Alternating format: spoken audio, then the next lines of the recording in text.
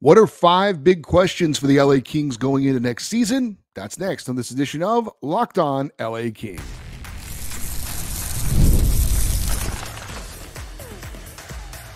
You are Locked On Kings, your daily podcast on the Los Angeles Kings. Part of the Locked On Podcast Network, your team every day.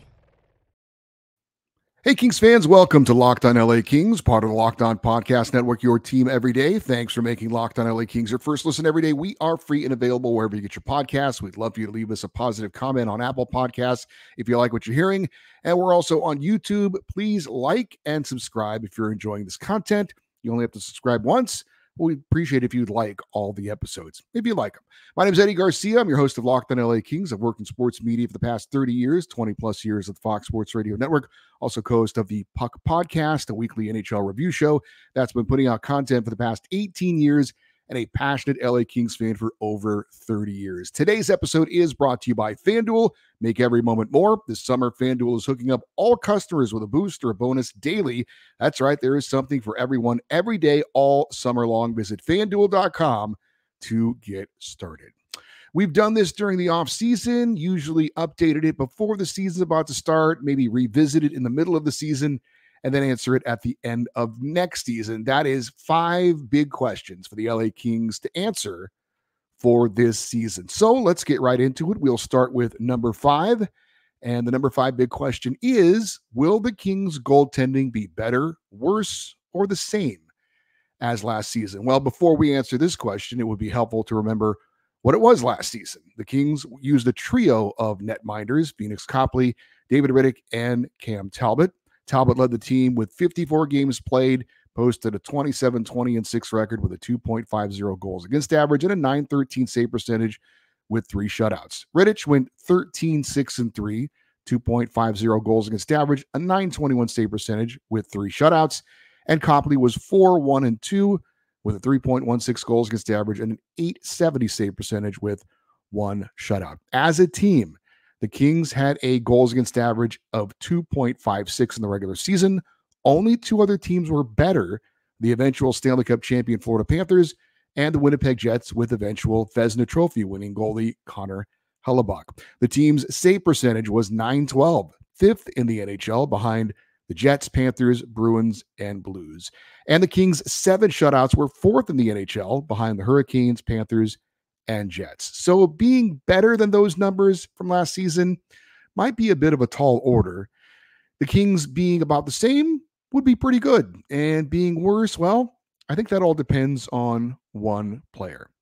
But if the Kings need to turn to their number 3 goalie, as they did a season ago with David Rittich, we know Phoenix Copley, if healthy, is more than up to the task. That said, he is coming off an ACL reconstruction. Recovery time on that surgery is about 6 months.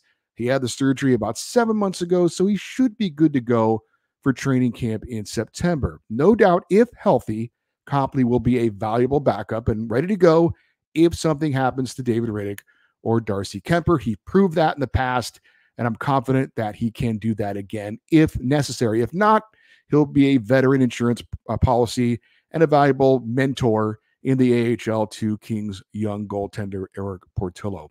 As for the backup, the number 2 goalie or the 1B goalie for the Kings this season, depending on which role it ends up being, there's no reason to believe that position will be worse. David Rittich is back for his second stint in LA last season, eventually turning into the number 2 goalie for the Kings after the injury to Phoenix Copley.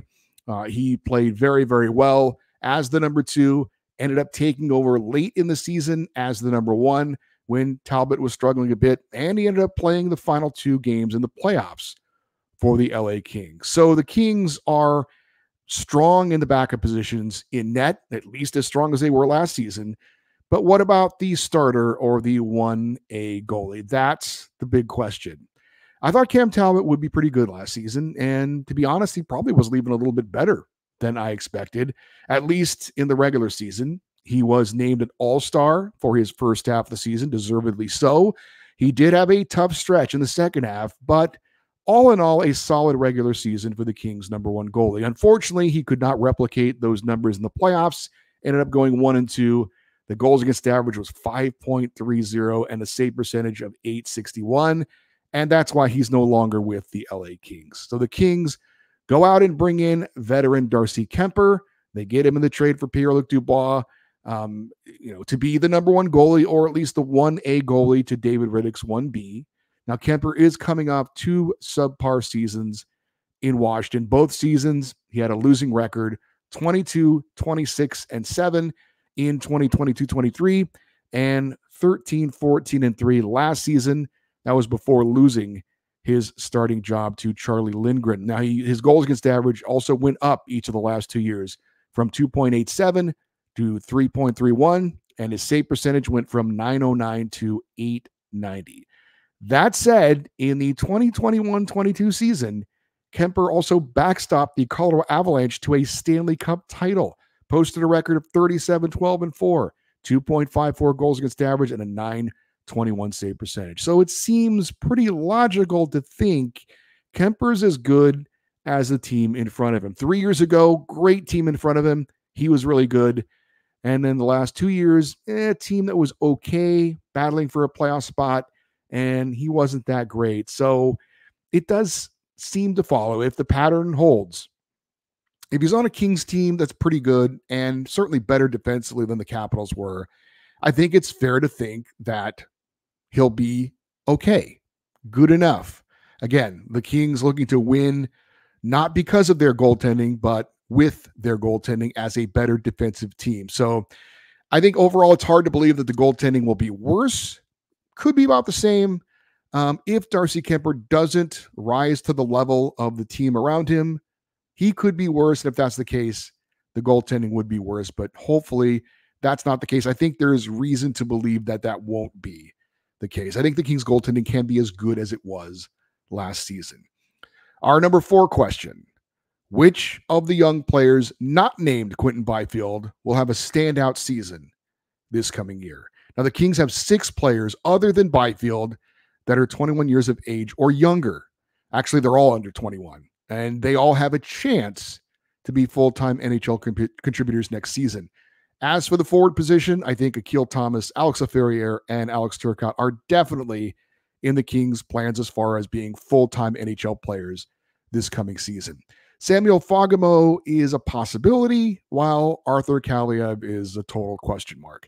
On defense, Brent Clark and Jordan Spence, under 25, also expected to be full-time players on the blue line for the Kings. Exactly where, still to be determined. So if we're talking about, though, standout season, probably would be hard to pick Thomas or Turcotte, as they're still going to be finding their way as full-time NHL players. If they're solid in their rookie seasons, I think we'd all be pretty happy about that. Now, Spence is certainly steady, and he's played the most NHL games of anybody on this list, 101, not including Arthur Kaliyev, because, again, he's a question mark.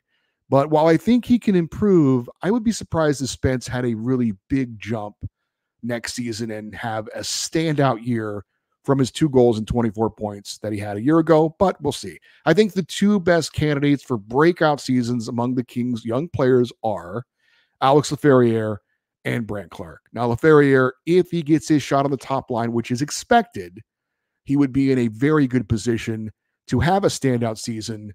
Now, last year, respectable numbers, 12 goals and 23 points, and certainly much, much better than anybody thought, because nobody thought he'd be a full-time NHL player, but he was. Now, he mostly played on the third line last season. Now, with a year of experience under his belt and theoretically playing on the top line with Andrei Kopitar and Adrian Kempe, the odds of Laferriere being the player that has the best opportunity for a standout season certainly seems to be there. Now, we're talking, 20 goals, 40 points? I think if he plays on that top line, plays the whole year like he did last year, I think that's achievable. As for Brent Clark, now he's not going to score that many goals, nor is he expected to, but he could maybe put up 40 points. Now, he had 46 last year in the AHL. That was not playing a full season in the AHL. Now, again, that was the AHL. It's not the NHL. And he had a lot more minutes probably with the Ontario Reign than he's going to have with the Kings. We think he was on the number 1 power play unit with the Reign, played top line minutes. He's not going to have that with the Kings. Maybe second pairing minutes, and maybe the second power play unit as he maybe takes over Matt Roy's spot in the lineup. Now, I do expect Clark to have a more productive offensive season than Matt Roy did. Matt Roy had 5 goals and 25 points last year. I will be very surprised if Brent Clark doesn't eclipse those numbers, at least points-wise. Goals might be about the same. But if you're looking at exciting young defensemen, offensive defensemen, the Kings haven't had a guy like Brent Clark since Drew Doughty came onto the scene. Now, because of his experience and the opportunity, if I'm going to put my money down on which young player is going to have a standout season for the Kings next season, I'm going to go with Alex Laferriere. Brent Clark would be the second choice, but Laferriere is my pick for the Kings to have a standout year amongst their young players come next season. But no question, a lot of those young players are going to be called upon to play key positions. Speaking of young talented players, what about Quinton Byfield next year? We'll talk about that and more on Locked On LA Kings, your team every day. I love sports. I never want them to end, but FanDuel lets me keep up to date on sports whenever I want, no matter what season. And all I have to do is open up the app, dream up any bets that I'm looking to put down, and there's still plenty of sports going on, even though the NHL is off. We've got Major League Baseball in the second half of the season. You got golf, you got soccer, you got NASCAR, and the NFL is right around the corner with training camps getting started up right now. And I know you're thinking, hey, sports betting not yet legal in California. However, you can still sign up at FanDuel, browse the latest betting odds of your favorite sports and teams in their sportsbook app, and get in on their action from anywhere with their free games that do feature real cash prizes. And this summer, FanDuel is hooking up all customers with a boost or a bonus daily. That's right. There is something for everyone every day, all summer long. So head over to FanDuel.com/lockedon and start making the most of your summer. FanDuel, the official sports betting partner of Major League Baseball. We continue our 5 big questions for the Kings going into next season. And before we get to Quinton Byfield, my number 3 question is, how and when will the Arthur Kaliyev situation be resolved? This is currently the biggest question the Kings have at the moment, and it may or may not be resolved anytime soon. Kaliyev is still a restricted free agent that needs to be signed. After a couple of decent seasons where he put up 14 goals and 27 points, followed by a 13-goal, 28-point season, Kaliyev's numbers and minutes fell off last season, resulting in just 7 goals and 15 points. He has asked to be traded, and the Kings have said that they will try to accommodate him, but he wasn't moved at the trade deadline. He wasn't moved at the NHL draft. So right now we're in a holding pattern. Now, either the Kings and Kaliyev are going to try and make it work out, or the right deal just hasn't come the Kings' way, and they're not going to just get rid of him for what they feel is fair compensation. Now, our team's going to suddenly be more interested in Kaliyev now than they have been the past 6 months as teams are getting their rosters kind of set and ready for next season. Probably not. Now, maybe once camps get going, and maybe if we see a couple of injuries, certainly that could change things. But for now, it seems the Kings are kind of just content to be in a holding pattern. They're not going to force something if it's not there, even if they would like to make a move. So if I would have to bet on if Arthur Kaliyev is traded or not, I still think he's going to be traded. I've said I hope that they can work things out, give it another shot. I doubt that that's going to happen. Once a player says he wants out, it's really hard to kind of repair that. Again, maybe with a new head coach and Jim Hiller, maybe that could somehow smooth things over if you felt like he and Tom McClellan had some sort of, trauma in their relationship that couldn't be repaired. I don't know. That's something behind the scenes. I haven't heard anything about that. But again, all we know is right now, Arthur Kaliyev is still technically the property of the LA Kings, although they're still working out some sort of a sign, obviously, and then maybe a trade. Now, there's also, we've talked about this before, there's the possibility Kaliyev could sit out the season. Of course, that means he's not getting paid. So that's obviously a worst case scenario for him and the Kings. It's possible he could go and play overseas, but I think Arthur Kaliyev, as a young player, wants to play in the NHL. You can certainly understand that. One other problem for him, though, is that he's probably now kind of fallen down the food chain a bit. We talked about all those young players for the Kings that are under 25. Now, he's one of them, but there are other players that are younger, hungrier, have maybe done what the Kings have asked them to do a little bit more. And you would think guys like Akil Thomas and Alex Turcotte are looking for their chance to shine, and maybe they're now jumped the line in front of Arthur Kaliev. So remains to be seen. I still think the Kings end up trading Kaliev before the season starts. But again, that's probably the biggest question right now that we're looking to get answered. As for Quinton Byfield, that's my number 2 question for the upcoming season. Will Q continue his progress as he takes on a bigger role with the team? Now, by all accounts, the Kings are moving Quinton Byfield back to his natural position of center for this upcoming season. We think he'll be the second line center, but again, that remains to be seen. Of course, he's coming off his most productive season of his young career as an NHL player, 21-year-old making a big leap last season, posting career highs with 20 goals and 55 points. Now, if he plays on the second line, presumably with Kevin Fiala, certainly would give him a lot of opportunities to eclipse his career total of 35 assists that he set last season.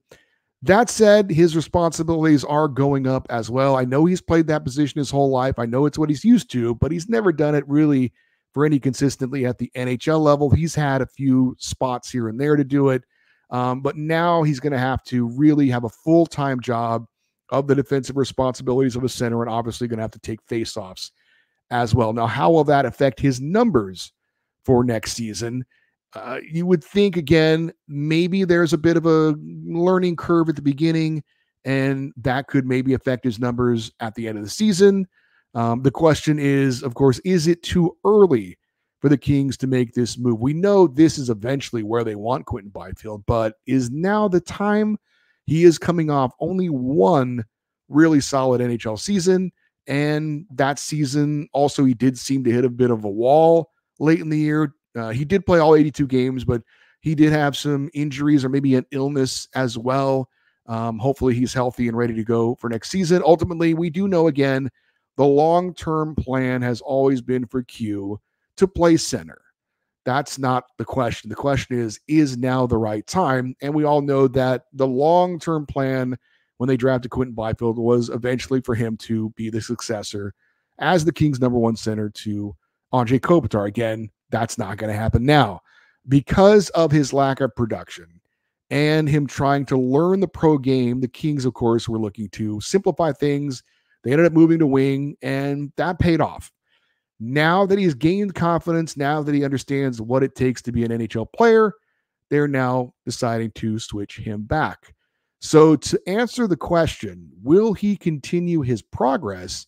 Well, I think the answer to that is obviously yes. He's getting experience at the position the Kings ultimately want him to be long-term. Again, will that affect his numbers? Maybe. We'll have to wait and see. I wouldn't be shocked if maybe his numbers didn't go up for next season. But again, maybe a bit of an adjustment period for Quinton Byfield. Going to center, certainly, again, he has all the confidence in the world. He's been saying all the right things. And this is where the Kings ultimately want him again, though. But the question is he ready for this now? Kings think he is. Q thinks he is. Hopefully, they're both right. And we will see him move to center, be very effective, and continue his progress towards being eventually, we hope, the Kings' top player. Maybe, who knows, maybe a captain someday, certainly the Kings' top line center. And your top line center has to be, if not your best player, one of your top 3 players on your team. Obviously, Quinton Byfield isn't there yet, but he's starting his road towards getting there, we hope. So hopefully a solid season as Quinton Byfield is taking on a bigger role and moving to center for next year. Up next, my biggest question for the Kings next season. That's next here on Locked On LA Kings, your team every day. Drive, passion, and patience. What brings home the winning trophy is also what keeps your ride or die alive. eBay Motors is everything you need to maintain your vehicle and level up to peak performance. From superchargers, roof racks, exhaust kits, LED headlights, and more. Whether you're into speed, power, or style, eBay Motors has got you covered. With over 122 million parts for your number one ride or die, you will always find exactly what you're looking for. And with eBay's Guaranteed Fit, your part is guaranteed to fit your ride every time or your money back. Because with eBay Motors, you're burning rubber, not cash. With all the parts you need at the prices you want, it's easy to turn your car into the MVP and bring home that win. Keep your ride or die alive at ebaymotors.com. Eligible items only. Exclusions apply. eBay's guaranteed fit only available to U.S. customers. All right, we are at the number one question for the LA Kings for the upcoming season. And for me, that is, how will head coach Jim Hiller put his stamp on this team? Now, I think a lot of other Kings fans wanted the Kings to hire someone outside the organization to be the full-time head coach for this season after Todd McClellan was fired at the end of last season. Now, that didn't happen. Instead, Jim Hiller, after finishing out last season as interim head coach, after being promoted from assistant coach, had the interim tag removed. Now, I thought the Kings, after 3 straight playoff losses to the Oilers in the first round, needed some new ideas and some fresh perspectives after 4+ seasons of Todd McClellan. Now, this is Hiller's first time being a NHL head coach, other than, of course, the 34 games he had last season, where he did go 21-12-1 over the final 34 games of the regular season, and that did include 1-4 in the postseason. Now, realistically, there wasn't really an opportunity for Hiller to really put in his philosophies and his ideas while he takes over a team that was fighting for a playoff spot late in the season. Of course, that is now not the case going into this season. He has had a full offseason to talk and strategize for this coming year and really put his stamp on this team. But what exactly is that going to be? Now, he has a reputation for being an innovator, which is exciting. He does have firsthand experience with this core group of players. That should be an asset. He's not going to be going in and figuring things out for training camp. He's seen these players, the most of these core players. He knows what they can do. He knows what their strengths and weaknesses are, being an assistant coach for several years and being, the interim head coach for a while. So that should be a plus. And that was what one of the reasons was that Rob Blake pointed to into why Jim Hiller got the job. So he's had a full offseason to plan, and he has experience with these players. So that should be a good sign. Now, hopefully there will be a clear plan in place and communication between everyone, and that includes the front office. It seems like that might not have been the case last season with Todd McClellan and Pierre-Luc Dubois. Now, Hiller talked about maximizing offense while not compromising the team's defensive identity. That'll be certainly a task for him to take on. Usually when you're a solid defensive team, it comes at the expense perhaps of offense. We'll see how he can juggle both of those things and keep the Kings solid defensively while making them better offensively. Now, exactly, again, how he does that, we'll have to wait and see. I think one thing that is concerning, though, to me, at his introductory press conference where he was introduced as the Kings head coach, he talked more than once about the Kings being close, that the Kings, in their playoff series against the Oilers, that it was close and that the team is close. And I get, that might seem to indicate maybe he doesn't think significant changes need to be made if the Kings are really that close. Now, watching that series against the Oilers, I know I never thought they were close to winning that series. And I do understand that sometimes small changes can make a big difference. If that's what he's saying, that there doesn't need to be wholesale changes or that they're not going to make wholesale changes, I kind of understand where he's coming from with that. But like I said, there's also, that's a little bit of a concern to me because of all the, talking about being close. Now, some of the things that they also talked about, Jim Hiller talked about, are some time-tested hockey truths.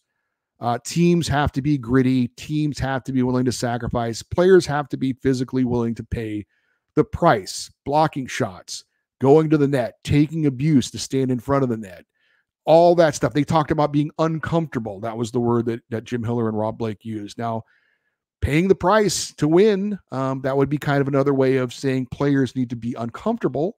And certainly that's something that it appears Jim Hiller is going to emphasize. It looks like the Kings are going to try and play a grittier style under Jim Hiller, and that maybe that's how he puts his stamp on this team. Now, again, he's not really perceived as being a hard-nosed coach.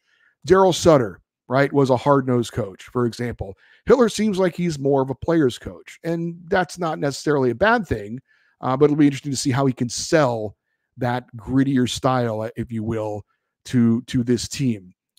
Looking to put his stamp on the team. Maybe the trades this offseason or the acquisitions made this offseason seem to have that kind of in mind. Warren Fogle, Tanner Jeannot, Joel Edmondson, these are blue-collar players. So from that perspective, maybe that's where Jim Hiller's looking to put his stamp on this team. Again, be solid defensively. You've got some talented offensive players that need to be able to do their thing. But in the end, everyone has to buy into paying a price and doing those dirty things that all successful playoff teams need to do. So how Jim Hiller puts his stamp on this team, how they are different from past teams, and how much success this team has if and when they make the playoffs, obviously those are the biggest questions the Kings will have to answer for this coming season. All right, for you everydayers, those of you that listen and watch Locked On LA Kings every day, we are looking to schedule a special guest for Wednesday. Of course, our Friday show will be our typical fan feedback show. As it stands right now, what do you think the biggest questions are for the Kings to answer coming up for next season? It could be a team thing. It could be an individual player thing. You can certainly submit your questions for that for the Friday fan feedback show. The email address, as always, lockedoneddie@gmail.com, EDDIE. You can always put your comments if you're watching on YouTube in the comments section, which helps out the algorithm and helps the show to be found. We appreciate that. Also, love for you to stay connected with the show on social media, X, Twitter, and Instagram. We are at Locked On LA Kings. I'm Eddie Garcia. Thank you, as always, for listening and watching this episode of Locked On LA Kings, part of the Locked On Podcast Network, your team every day. Have a great rest of your day. We'll talk to you tomorrow. And as always, go Kings, go.